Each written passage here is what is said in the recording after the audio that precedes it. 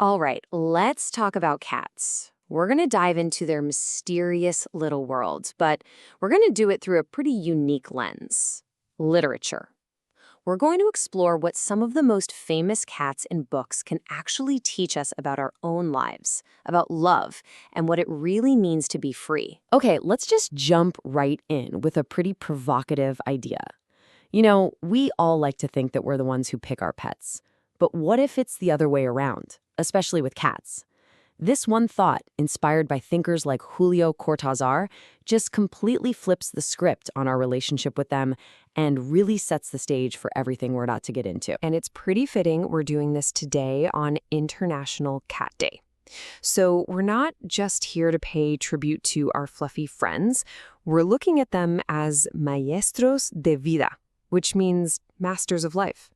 They're basically our teachers, if we're just willing to pay attention. So, to guide us on this journey, we've got 4 incredible literary felines.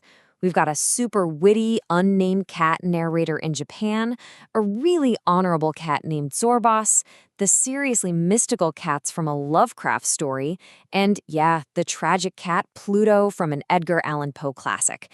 Each one of them shows us a totally different piece of the feline soul. So our first big lesson is all about independence. It's about trying to see the world not like a human who thinks they're in charge, but from the totally radically free perspective of a cat. And this leads us to this core idea we can call feline philosophy, right? It's the belief that if you really love a cat, you can't try to tame it. You can't force it to fit into your world. Real love for a cat means you have to respect that wild, independent nature. You just accept it for exactly what it is. And our first guide we mentioned, he is the perfect example of this. In Natsume Sōseki's novel, I Am a Cat, the narrator is this nameless feline who just sits back and points out how absurd human society is. He's part of the household, sure, but he is not owned by it. His freedom, his sense of who he is, that is never, ever up for debate. This kind of fierce independence, it naturally brings up a question for us, right? If you can't own a cat, then what's your role? Well, the answer is, you become a caretaker, not an owner. And that means you need a kind of love that knows when it's time to let go. This quote, wow, it really captures the heart of our next guide, Zorbas, from that beloved book by Luis Sepúlveda. This story teaches this really profound lesson.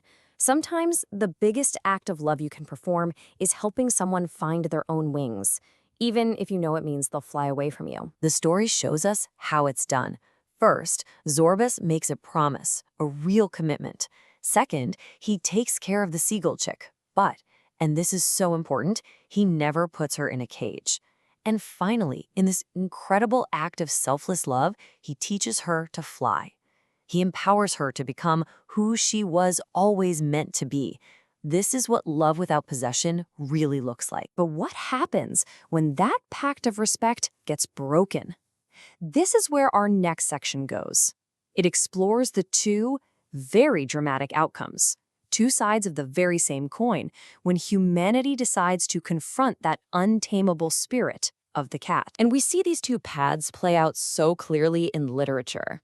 On one hand, you have H.P. Lovecraft's The Cats of Ulfar.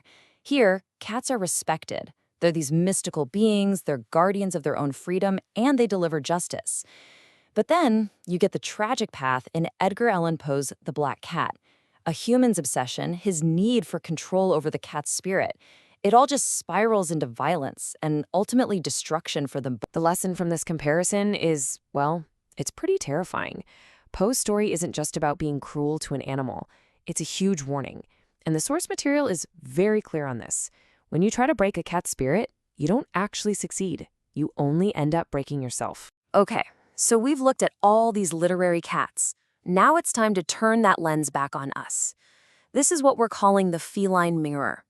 What do all these lessons about cats really tell us about our own human relationships? What the source suggests is that true companionship, whether it's with a cat or a person, it has to be born from mutual respect, not from ownership. And this forces us to ask some hard questions. Are we willing to let other people be free? Can we actually love the people in our lives for who they are right now without trying to change them? There's this one final thought from the source that ties it all together so perfectly. It says that books, they're a lot like cats. They share a similar kind of magic. They can be these amazing companions on our journey, right? They give us comfort and wisdom, but their real value is in their untamed nature. If you try to domesticate either one, you completely miss the point. So we're going to leave you with this last pretty provocative question. Think about your own connections. Do you love with a need to control, like an owner does? Or do you love more like a cat, offering your presence freely, but with the wisdom and the grace to walk away when you need to?